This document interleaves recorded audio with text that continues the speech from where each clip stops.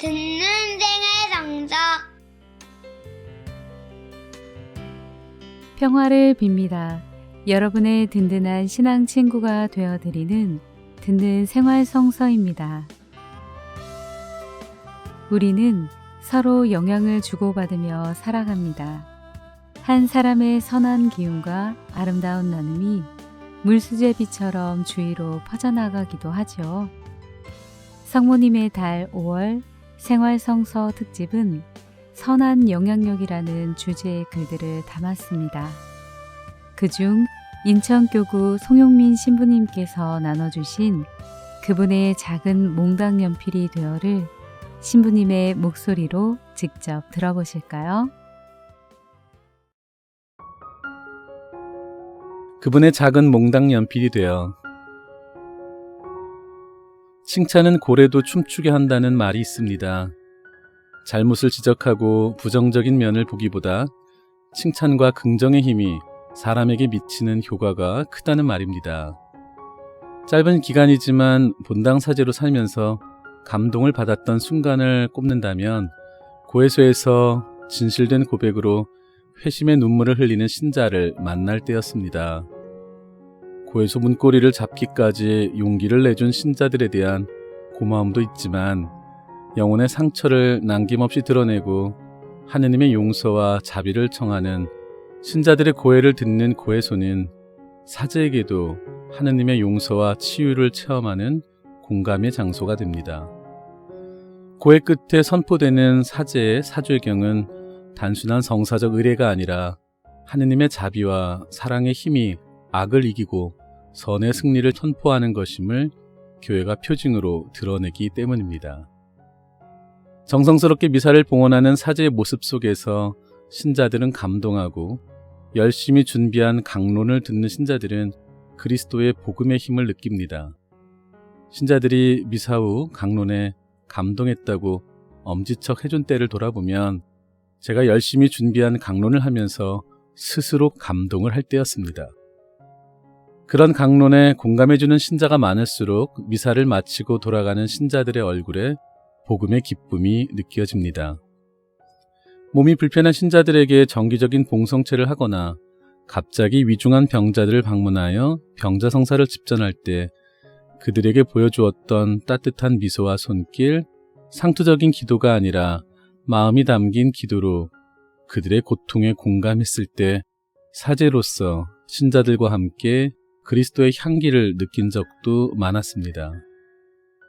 신학교 상주교수로 살던 때 시험 성적이 나쁜 학생들에게 학기 말에 재시험을 공지하고 걱정을 가득 안은 채 구두시험을 보러 들어온 학생들 앞에 간식을 잔뜩 내려놓고 즐겁게 먹고 떠들었던 기억이 납니다.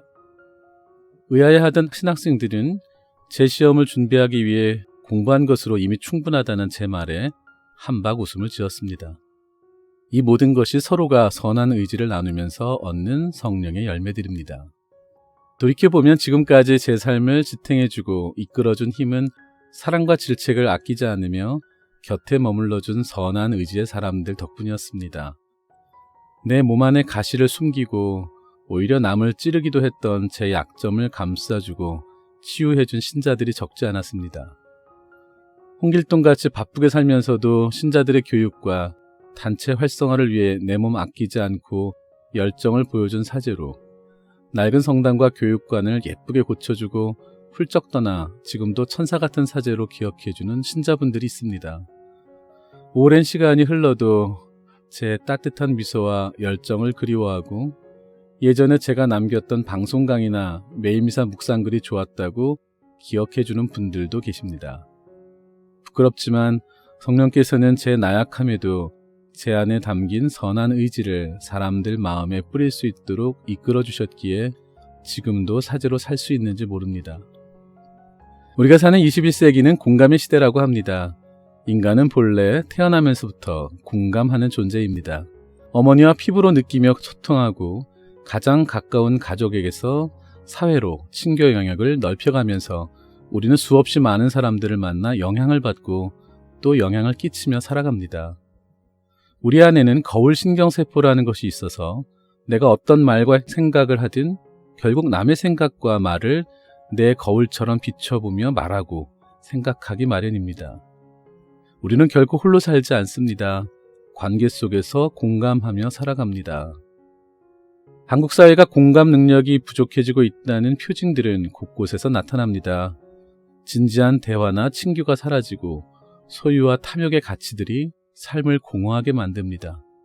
하지만 여전히 우리는 선한 의지로 서로에게 영향을 미치며 악을 선으로 이겨낼 수 있는 능력이 있습니다. 성령께서는 아름다움과 선함, 거룩함을 찾아내는 본능과 같은 감각을 우리에게 심어주셨습니다. 이 신앙 감각으로 우리는 세상의 속됨 속에서도 일상의 거룩함을 찾을 수 있습니다. 프란치스코 교황님이 말씀하신 옆집의 성인들이 보여주는 삶의 아름다움입니다.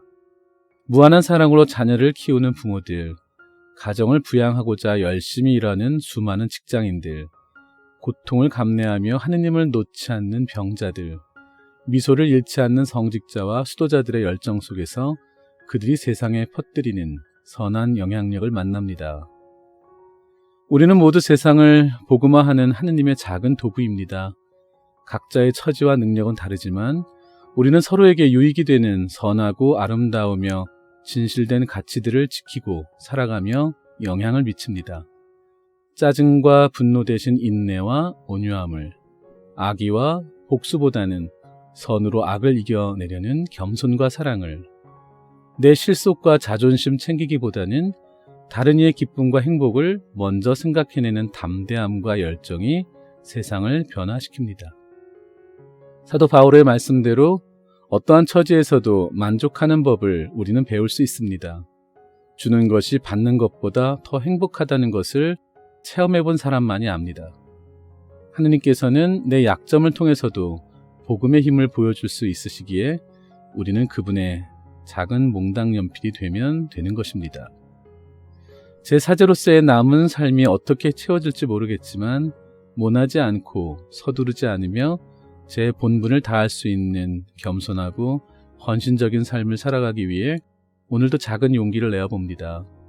그래서 제 주변 사람들이 제 몸 안에 가시에 찔리는 일 없이 저에게서 그리스도의 향기를 조금이나마 느낄 수 있었으면 좋겠습니다. 그러면 훗날 주님 앞에 섰을 때 사제로 살게 해주신 것에 조금이나마 보답하고 그분 앞에서 살포시 고개를 들 수 있지 않을까 기대해 봅니다. 한 사제가 주님을 닮은 착한 목자로 살아갈 때 신자분들에게 얼마나 큰 행복을 줄 수 있는지 신부님의 체험을 통해 느낍니다.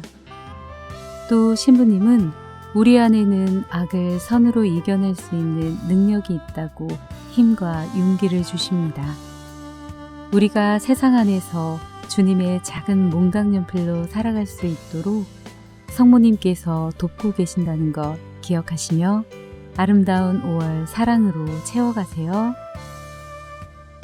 많이 많이 사랑해 주세요.